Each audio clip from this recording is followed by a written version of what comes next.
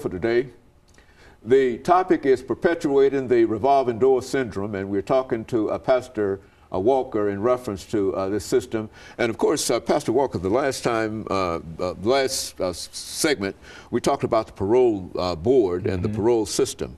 Let's have you to deal almost exclusively with this as a system this morning, because I think that you've indicated that there are some states that have already eliminated the parole board, and so let's talk about Tennessee in reference to all of that. Absolutely. I think it would be a good thing because we talk about the crime rates, and then we talk about the cost of incarceration. And then when you look at the parole board that's keeping people incarcerated that have earned the privilege of being paroled. They know they're not coming back into the system. They know that the institutional record says, you know, this person can be paroled and this person will go out. I mean, they got a support system out. They got a family out there. They got churches that's willing to support them. They got other types of agencies that's willing to help them make that transition, that's going to help them walk them through the process. They know they're not coming back, but they're keeping them incarcerated, and that's at a cost to the state.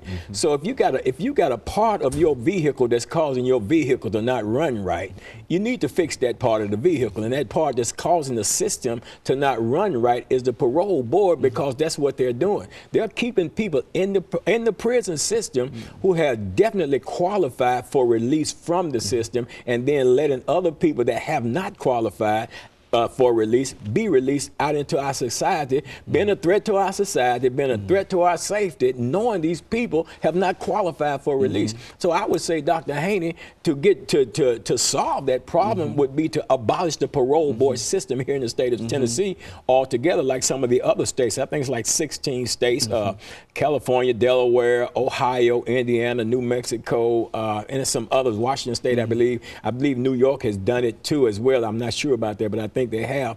I don't know exactly all the processes that's in place in that particular makeup, because I'm still researching and studying that. But the fact is that these 6 or 7 individuals have the ability throughout the state to determine individuals who will get out of the system.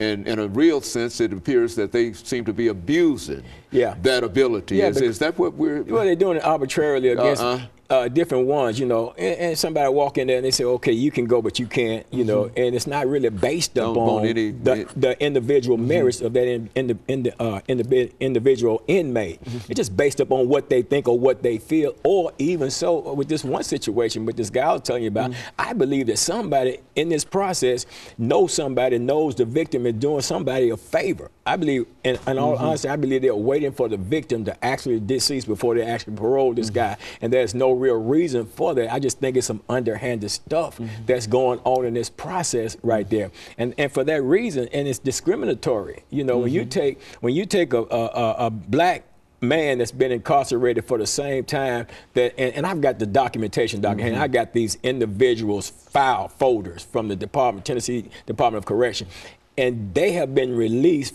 same charges, been released from prison, had bad institutional records, but yet they were released, and some of them has come back into the system, man. And then you take somebody that's well qualified to be released, have earned that privilege, and again, parole is not a right, but if you put me in the system and you give me a parole date and I do everything necessary to earn that right or that privilege to be paroled, then why do you hold me in there at a cost to the state of Tennessee?